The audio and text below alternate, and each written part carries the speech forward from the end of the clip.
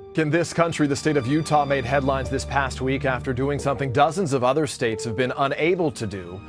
A dozen refugee families, many of them newcomers to Utah, have something to be thankful for this holiday season. In tonight's Insight Report, news specialist Carol Makita shows us how they found a piece of home in their new community.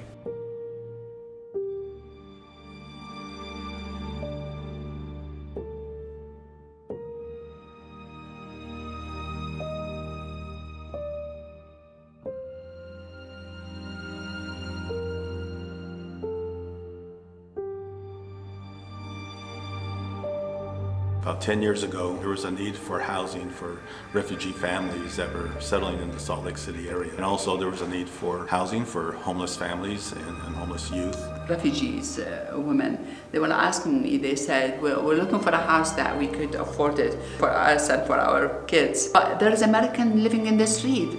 That hurt my heart.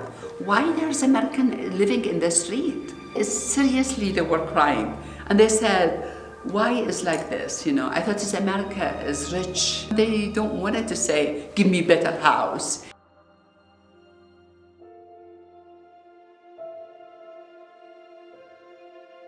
We were just homeless, like our parents couldn't take care of us. There's a lot of young people out there that need help. We did a lot of stuff in order just to get here. Communities like Bud Bailey need to happen. It really does. They shared with us their vision for this facility, and they wanted it to be a special place. And the more we learned about them and the people that this would be serving, the more our hearts were just vested in this opportunity. It really started to speak to us and speak to our hearts a lot more. That this was not just another design project. This was a project that affected people's real lives, and it affected their day-to-day activities. It affected their experiences of their children and how they would grow up and what kind of life they would start. We have something over 20 different countries represented and over 30 different languages represented on site. So this gets to be this hub of culture. I think the look and feel are changing the face of that neighborhood and the impression of the public on that neighborhood. One thing that really amazes me is how many people in the community that maybe at first were a little bit leery about a low-income housing project coming into their neighborhood now volunteer at this facility. They work with the adults, they work with the children, and they're providing an incredible service in this community. We wanted this to look and feel different than a lot of the things that are being developed around the city and around the country. The design of each of the units was really thinking about the diversity of different family types. And so we knew that the things that were common with all of those is having spaces that were open within the units, lots of natural daylighting, so the windows into the living areas are actually quite large for an affordable housing project.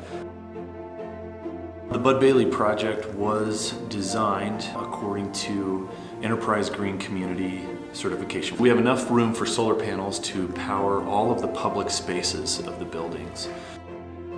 So something we really love about Bud Bailey Apartments is the way that color is utilized to define space. So each floor of each apartment building has its own color scheme so that people who are unfamiliar with English lettering and numbers can still identify that they are on the correct floor of their apartment. We get the opportunity through these spaces that are built into Bud Bailey Apartments to really build community, build friendships and relationships, and kind of cross those barriers that we have as humans. Bud Bailey Apartments, I see it as a innovative community approach to helping people in need. We really hope that Bud Bailey can be an example of what affordable housing can and should be for the folks that live there, something that's inspiring and different and uplifting, and a wonderful place for these people to live.